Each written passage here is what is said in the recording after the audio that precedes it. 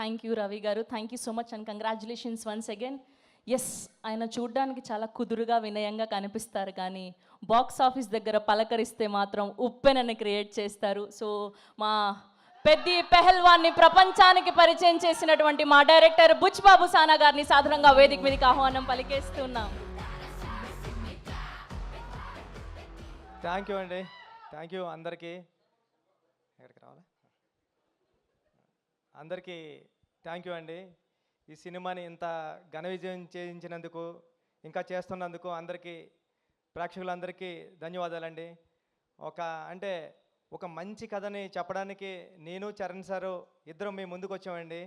అంటే ఇది రెగ్యులర్ ఒక కమర్షియల్ ఫిలిం కాదండి. ఇది ఒక 5 పాటలు 5 ఫైట్లు ఉండే సినిమా కాదండి. చరణ్ సార్కి చెప్పినప్పుడు కూడా తెలిసింది. అంటే ఒక ఇన్స్పిరేషనల్ స్టోరీ ఇది, ఒక పెద్దిగాడి జర్నీ.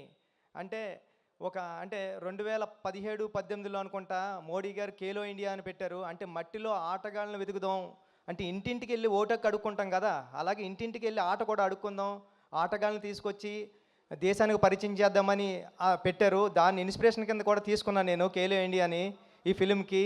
మేము చరణ్ సార్ కూడా మేము మాట్లాడుకున్నాం. అందుకే బొమ్మన్ గారు అంటారు ఏంటంటే, ఏంటి ఈడు తెస్తాడు విలేజర్స్ని చూసి ఒక నెగిటివ్ మైండ్ సెట్స్తో ట్రావెల్ మొదలవుతుంది బొమ్మన్ గారి ట్రావెల్. ఈడు తెస్తాడా ఈ విలేజర్స్ తెచ్చేది ఇండియాకి మెడల్స్ అనుకుంటాడు. కానీ ఆయన మైండ్ సెట్ మారి ఈ విలేజర్స్ మెడల్స్ తేగలరు అని ప్రూవ్ చేసేయడానికి. ఎందుకంటే ఫర్ ఎగ్జాంపుల్ విలేజెస్లో ఒక 150 కేజీలు 200 కేజీలు మూటలు అలవోకగా మోసేసే ఒక మనిషి ఇక్కడ ఉండిపోయాడు కాబట్టి కూలోడు అయ్యాడు. అదే నేషనల్కి వెళ్ళి ఉంటే ఒక హెవీ వెయిట్ ఛాంపియన్ అవుతాడని నేను నమ్మానండి.